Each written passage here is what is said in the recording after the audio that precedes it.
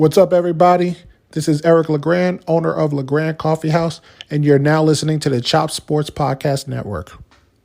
Hello, and welcome back to the Squeaky Bum Time Podcast with Mike and Laurent. It is Monday, May 24th. The season is over, and our first season together is over.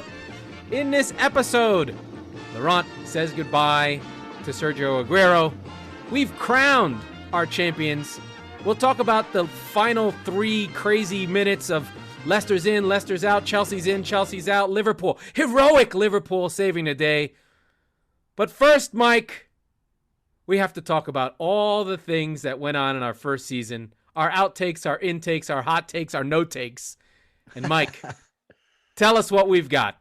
Our Squeaky Bum Time hot takes from season 1. We had a lot of fun. This was 70 episodes. This is 71.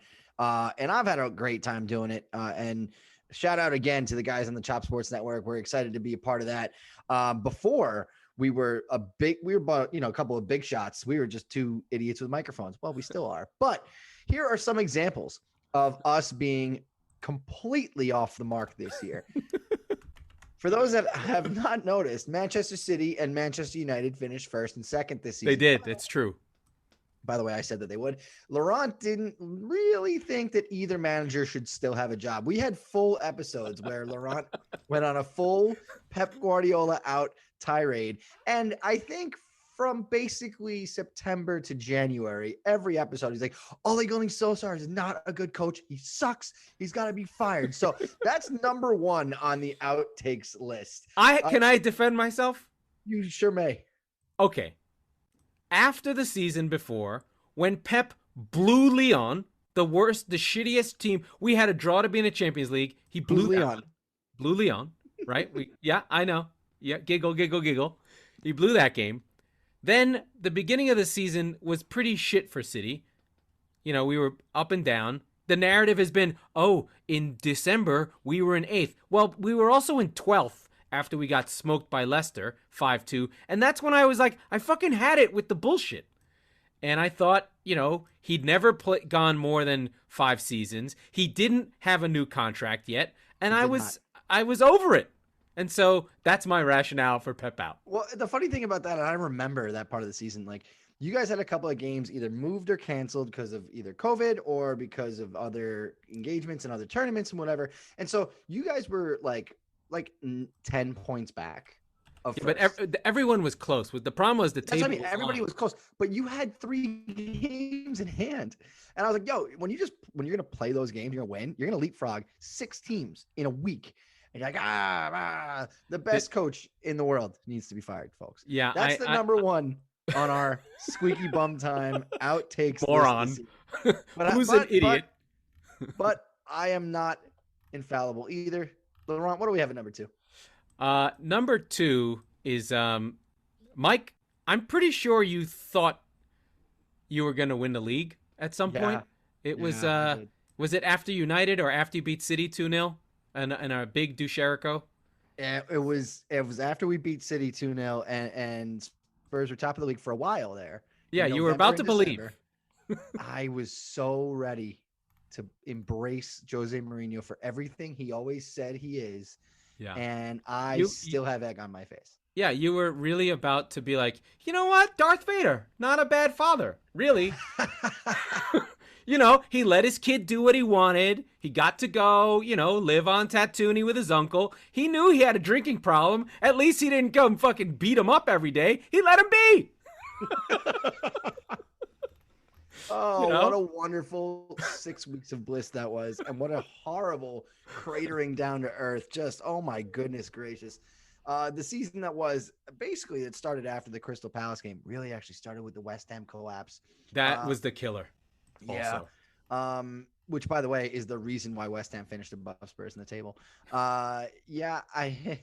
I had a really, really great 2 months and a really terrible 5 to 6 months. So That's how my season went. Speaking of Spurs, though, number 3 on our outtakes list is a game early on. I believe it was a Europa League game at Spurs Stadium. Yeah. Eric Dier seems to just run off the pitch right before, 10 minutes before halftime. It's a classic. Spurs almost allow a goal. And everyone, including Jose Mourinho, is asking him, what the fuck is going on? Well, Mourinho went and ran in after him. yes, he did. Quite literally, Eric Dier, he shits when he wants. Eric, when you have to go, you have to go. And he literally sprinted. Well, I guess whatever he could do while he was clenching his ass cheeks. Yeah. You want to talk about squeaky bum time? Hi-oh. Hey-oh. That was literally squeaky bum time. Yeah.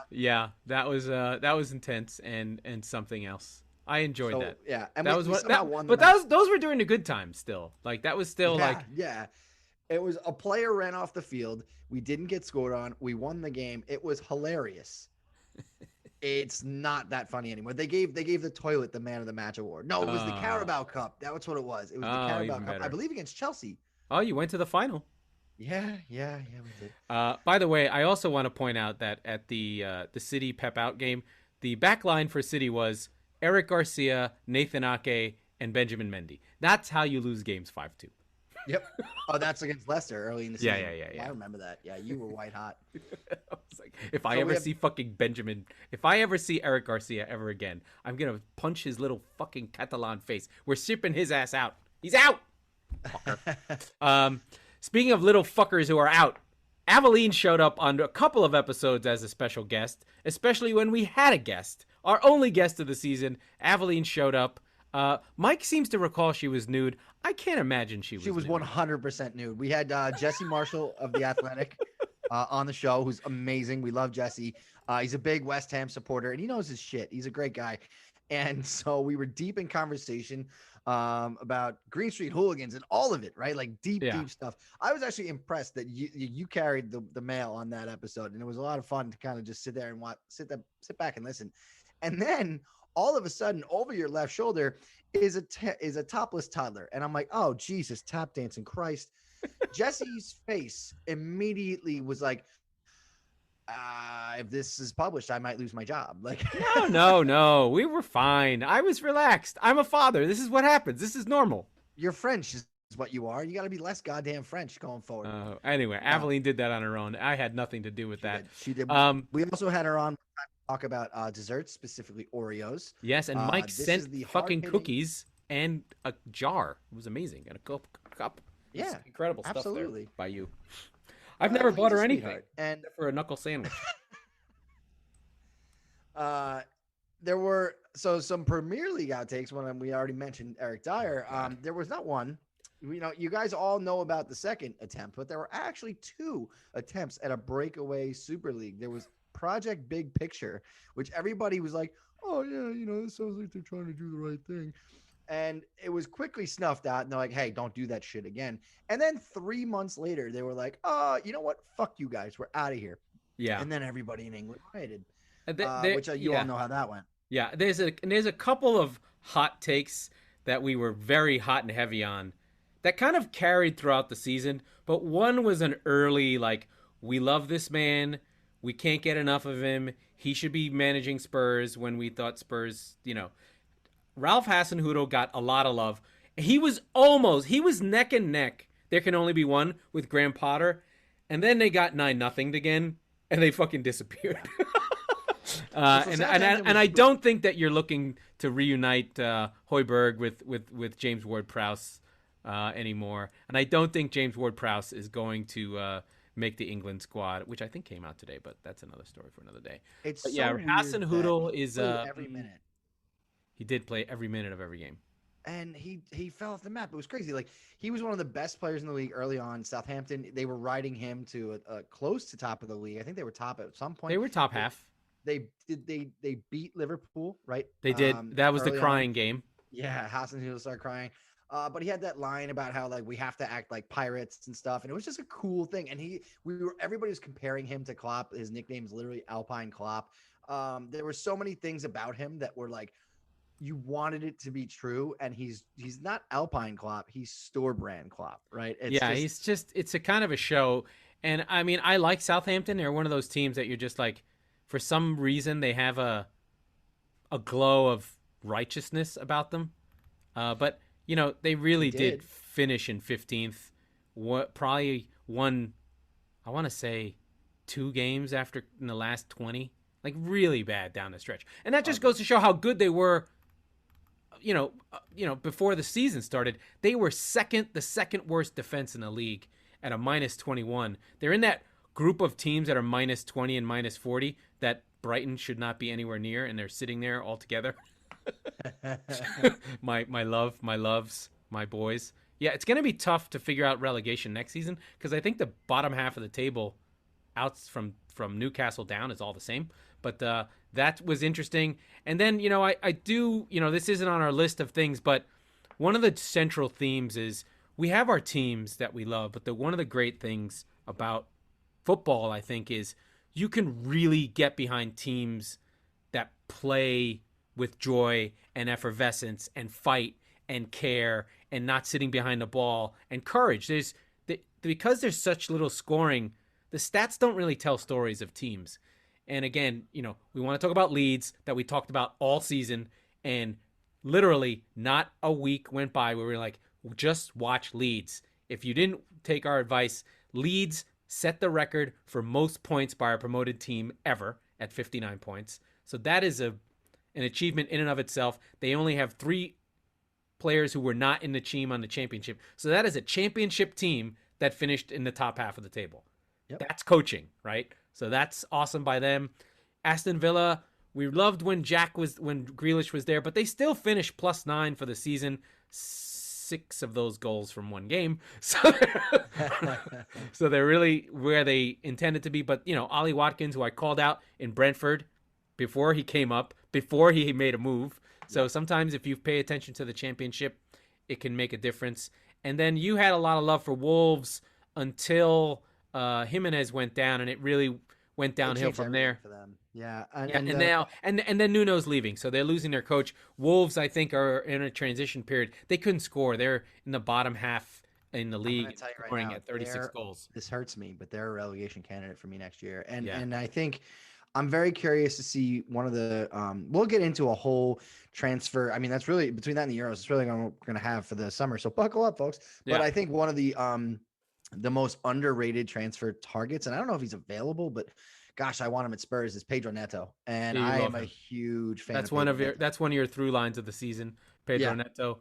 But I do think we're going to talk about the top 4, what actually happened in the season right after this.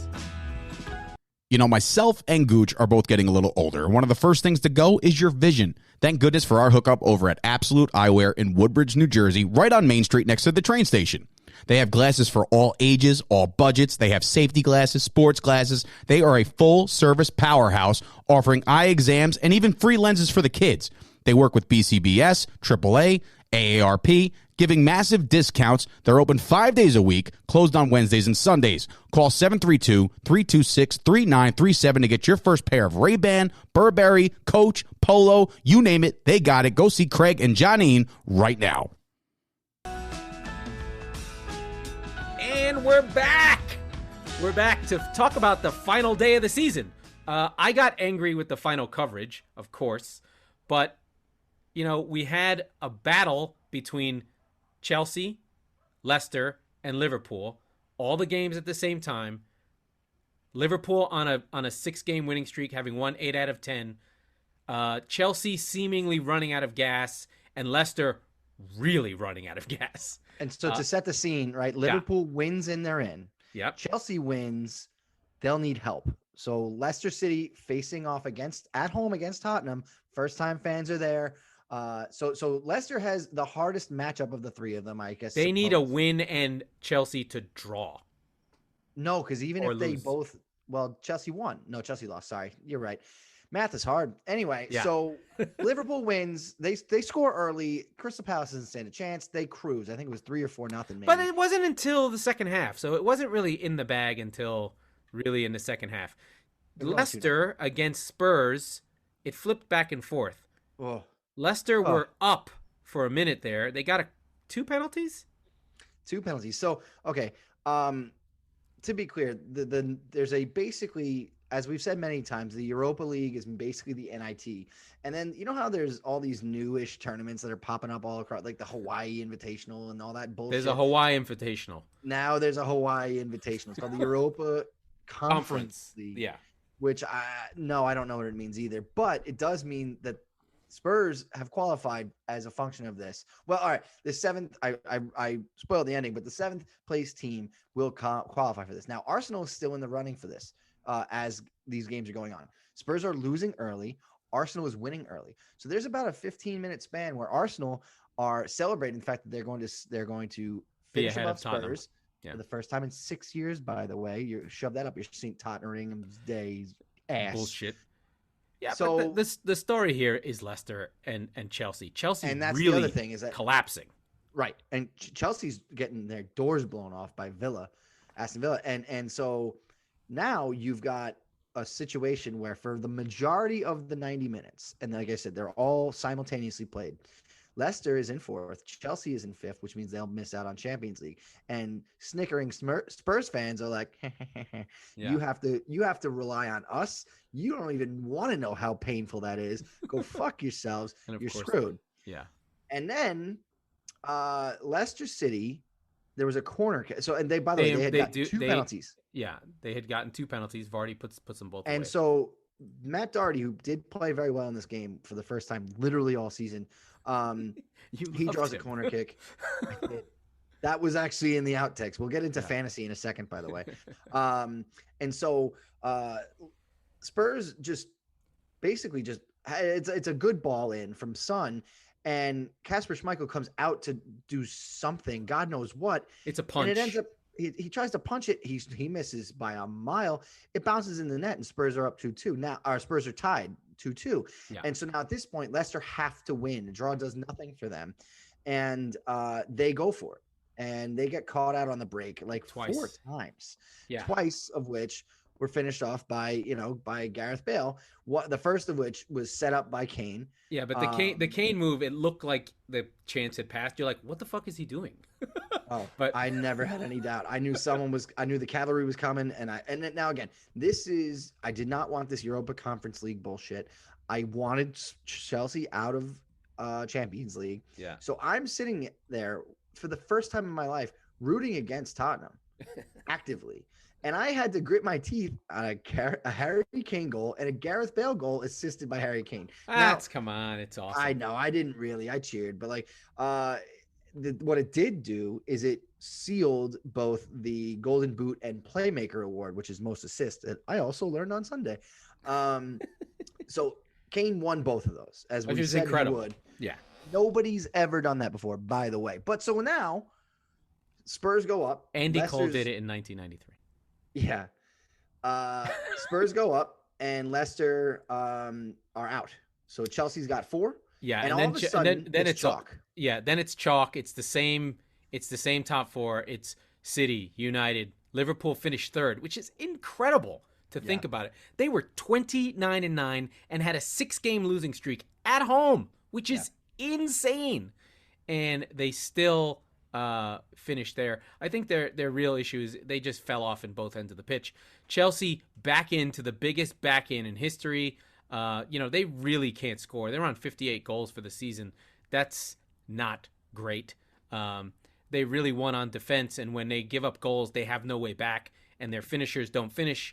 Their leading goal scorer was Jorginho on 7 from 7 penalties. Right. Yeah. The thing is, their best finisher is probably Tammy Abraham, and he's not playing because racism. Because of Werner. I'm saying it's racism. It's German bias. That doesn't matter. I think the big narrative here is Brendan Rodgers a bottler? Thank you. Right? Like he's now now he's got on his resume, he's got Istanbul, he's got the slip, all the same season.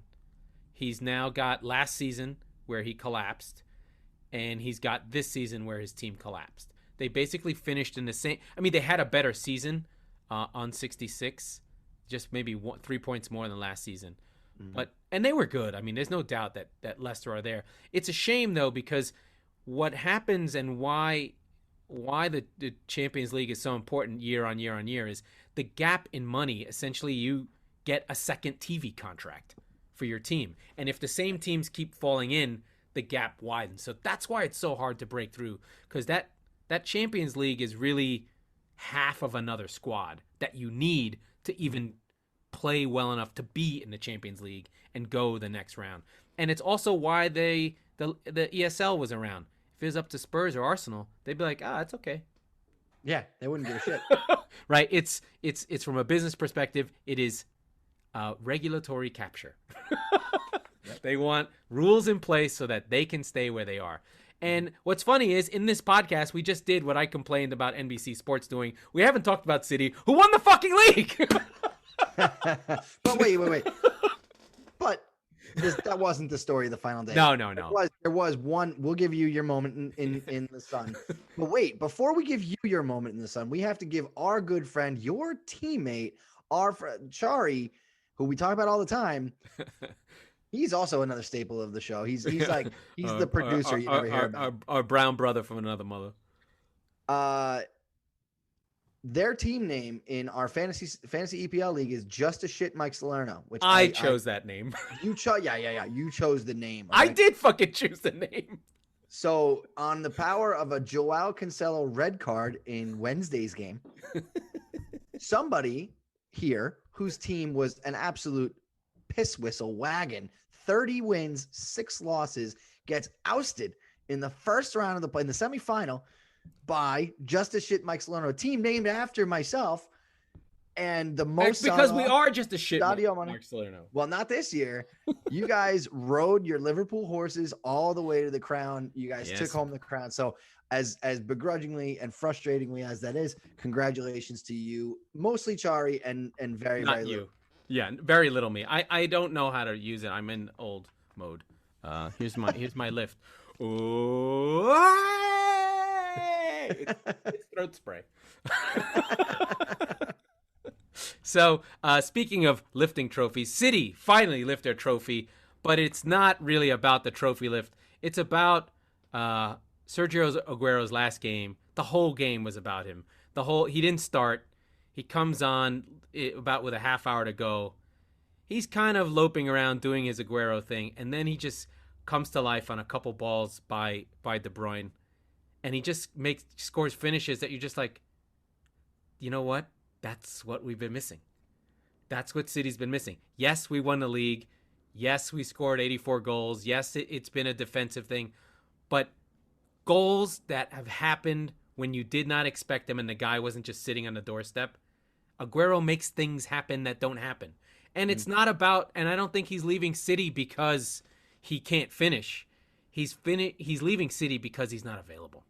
He can't play enough. He can't be on the pitch reliably for 38 games or 45 games or 50. If he was okay with being around for just 25 games, I think City would be happy to have him. But I think he wants to play. But his hamstrings have betrayed him. His knees have betrayed him. And he's just not available for City. We can't trust him. But when he plays, he's amazing. Yeah. He showed it again. Outside of the foot finish, far corner, nonchalant, no backlift, classic Aguero. He did go for that near post top shelf shot. He almost got it, which was for the hat trick. He almost got that one. And then the other one was just, Everton had given up at that point. They were just like, we're done. And he scored a header, which I don't think City have scored any headers all season. But it was so good. He was so great. The team was all behind them. And then, of course, the coup de grace after the trophy lift. Pep's rightfully already emotional. I'm sure he was half in tears and not this in love with Aguero. And his mom had died from COVID. So maybe it's all of it coming together. But he's crying talking about Aguero. And he just was all City fans. It's just you can't sort of understand, or you can, the stuff that happens with soccer. It's fucking weird. I can't even think of any sport where it happens. I mean, we kind of do it in baseball, but it's always kind of after the fact and very before the game, the guy's in a suit. It's never this kind of like with Bayern Munich. It's never the guy plays a game, finishes a game, and they're like, you know what? You're leaving. You know what? Here you go, buddy. You know, the free agency happens separate from the season. Whereas in soccer, for some reason, beforehand, like even the thing with Gini Wijnaldum from Liverpool, he got a guard of honor. This is a guy leaving the team, or the guys from Bayern, they all left. They all got a plaque of all the trophies they won. I don't know what it is that soccer does culturally or whatever, but it's this thing that just works, and I love it. And the the trophy lift, all of it. I mean, hockey has it the best of all the sports in the U.S. But I mean, I guess we do trophy lifts in the NFL, but there's I don't know. It's something. No, okay. I think, well, so this part the Premier League does have, but the bowl games and the Super Bowl specifically, and actually the NBA also, there's that building of the stage. It takes 20 minutes. So like from the time they did that in the Premier League. They do that, but like, yeah. I don't know.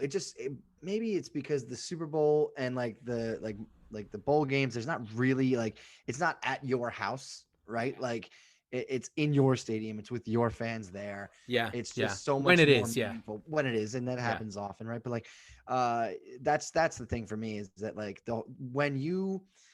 I always love the camera shot that always comes from down low and follows them with the trophy going up. Yeah. The streamers and the fireworks or whatever in the background, but you hear the roar of the crowd. And that's really what draws it. When the cup is won at home, you can't even hear yourself. You're not even there. You're watching it on TV, right? When it matters. It's fucking bizarre. I literally wanted some psychologist from England to explain to me as an American who didn't grow up with this at all, how football makes you into something different that is totally different from all sports. Maybe I didn't like other sports as much, but I had moments, but it's still just like goosebumps, tears, wanting to share it with people and be like, no, come look at this. This is amazing. Like, I can't tell you how many videos I make Lisa watch. She's like, yeah, that's nice. The Lille fans cheering that I shared with you guys. Yep. Luis Suarez doing fucking FaceTime, crying on the pitch. I mean, just so much. Like, you can't even talk about it. It's fucking incredible. Even the losses. Like, I still remember Cristambul, Gerrard having to console Suarez as he's fucking shaking with tears because they blew the league. Even the defeats are even like the Gerrard slip after that game. He's dead inside, and you can feel it, and it's like it's fucking goosebumps. It's just incredible. I don't know what it is, how it's manufactured. It doesn't happen in MLS. I don't know why. It's a second tier sport here, right? From a professional level. But I think it's the nature of it goes back to that ESL thing. It's the nature of the competitiveness of every game, even in a league that is weakened. Like we think so. This is something I've been thinking about. Yes, PSG won the league over and over again, and Bayern win the league over and over again, and City are now 5 times in 10 years, 4 in 3 years. But that's because they're at that level. They're playing a high level and actually deserve to win. Because if you slip, you fucking lose, right? It's competitive. Like, Juve didn't have a terrible year. They got, right? Right? PSG didn't have a bad year. Another team selling its players near bankruptcy, invested well in young players, and they got, right? Yep. It's that 50%. That 50% that these big teams can't control, that some team can go in and go, you know what? We're playing as a unit. We're getting all the breaks. We're fucking on your ass. West Ham this year. West Ham fans have got to feel like fucking kings of the goddamn world. Or like if you're a Leeds fan, this has got to be the best season you've had. You finished 9th. It's an amazing season. Yep. And that's football. Football has that. And I don't know how to feel it or have it come across, but it's real. I'm like trying to convert people. I'm like, fucking watch it. Just find a team, find a moment. It won't happen all the time, but an Aguero goal will happen or an Alisson header will happen. And you'll just feel, Liverpool are in the top 3 because their goalie scored a goal in the last minute against West Brom. That should never have happened. Ever. No. And that happens every season, sometimes 2 or 3 times. Like, West Ham fans will love Lanzini forever, no matter what happens to him. Because of that goal. Goal will be talked about season upon season upon season. And as you mentioned, so like the other side of it, right? I certainly lived the other side of it. It's brutal. Jessica sat on the couch with me to watch the last 25 minutes of that game. Gareth Bale, which by the way, you don't think about this very often. Gareth Bale hit the post with his first touch in that game when it was still 3-0. And I looked at it, I went, that would have been so much fun, wouldn't it have? And blah, blah, blah, blah. Cocky Mike being an asshole. Goal. And then the absolute thunder strike. I still see it in my sleep. I didn't say anything You for just about go, 10 minutes. Yeah, Yeah. you're just totally just speechless and completely robbed of logical thought, of any thought of anything VAR other Sterling. than, oh my God. Yes, exactly. Ajax, right? Like, Can't breathe. can't breathe. You're looking around for people to hug. You don't know what Oh to do. God. Yeah, it's the best. It's the best. It's the Wow. best. I So- can't imagine being a player. Anyway, so this is our pitch for you to just, you missed this season. There's great stuff coming up. You want to watch a fucking incredible game that's coming up. So we have 3 teams that went through the moon door. We already talked about Fulham, West Brom, Sheffield. Bye-bye. See you later. Don't let the door hit you on the way out. Fulham have the best chance to come back up if they keep their coach. But coming up, we have Norwich and Watford. But the big game, big game is on the day of the Champions League final at 10 a.m., a 1 p.m. Right, so it is a different time, right? What? It's a time's different the game Champions- time. Yes. The thank Champions God. League, right. They're not stupid. They're not smart, but Yeah. So Brentford will play Swansea for the right to come up to the Premier League, which is probably a bigger game, seriously, than the Champions League for those teams. Than a Champions League final. Because that's never going to be a reality. But yes, and I have to tell you, I was talking to my friend that I met when I was walking my dog before. He is Welsh. He is from Swansea. I'm in. I'm in on the Swans. I'm for him. For him. For my buddy Mark, I'm riding with the Swans this weekend. It does not look like it's going to go that way. It's a good defensive team. Good defensive team. A lot of Premier League experience. We're in the league. Gave us Michu, if anyone remembers, our boy from Real Oviedo, gave us the Gylfi Boney connection when they would just play with each other 10 yards from each other and just go back and forth. Absolutely. And then somehow Boney ended up on City. It was terrible. Which Ayew brother is still there? Jordan. Yeah. And I forget which one is in Palace. There's an Ayew everywhere. Andre Ayew. Ah, okay. Yeah. So I remember those guys from Ghana from the World Cup in 2014. Oh, those Ayews? Yeah, those Ayews. Oh shit. Yeah. So no, I still have fear and loathing of Asamoah Gyan. What a fucking legend. Oh God. Yeah. But yeah, so that's gonna be the undercard, if you will, for it should be good. Saturday, right? Not Sunday? Yes, Saturday. Yeah. The 29th. So that'll be good. And then we've got Manchester City and Chelsea, and frankly, what should be called like the Super Bowl for everybody outside of North America. It is the biggest sporting event of the year for European football. It will be watched by, you're gonna laugh, I think it's 10x the Super Bowl. Yeah, it's not fucking even close. Like, yeah. So this is a big game. It'll probably be on CBS. Yes, it will. Big CBS. It has to. Real if it's CBS. not, they're fucking morons. And if I have to predict, and we will probably break it down a little bit more, I'm petrified. There's this idea that Chelsea is just going to roll over. They're fucking good. They've beat City twice already. Now, granted, we didn't play our full team, but that doesn't mean anything. It there's means nerves. something, but yeah, you guys are comfortably, I mean, embarrassing the better team at every position.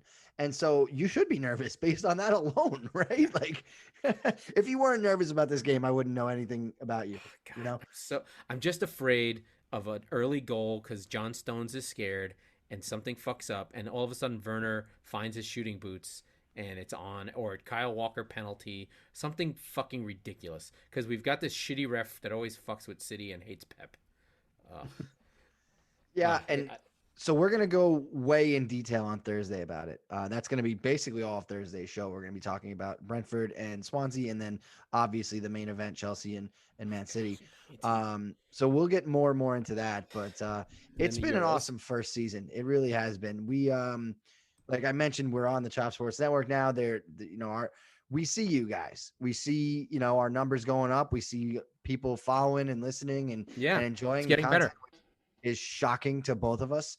So we're humbled by all of that, and we're excited about what's to come. We're not going away for the summer. No. We'll probably go once a week through the Euros. Football, the great thing about football, there is no off season. It just goes into internationals. Right, exactly. But the thing I want to say, Mike, is thank you for doing this with me. It's been hard the whole season to keep doing it. I would have done it anyway, but you came in, You helped out. We figured out a cadence. We did like a whole spiel and check off, and then you go on your rant. We ended up with a lot of Spurs stuff, but so what? So it's Spurs stuff. I tried to talk about all my weird soccer things and all my nerdy things that I know about. And, I'm going to send a thank you card and a hand job virtually to Graham Potter. And hopefully he'll be your coach. I was about to say, let's get your Brighton fetish mention in there. Yeah. Right on cue. We've avoided talk of Nazis, but I'm glad that the Reichstag fire that was the ESL didn't work and the coup didn't happen.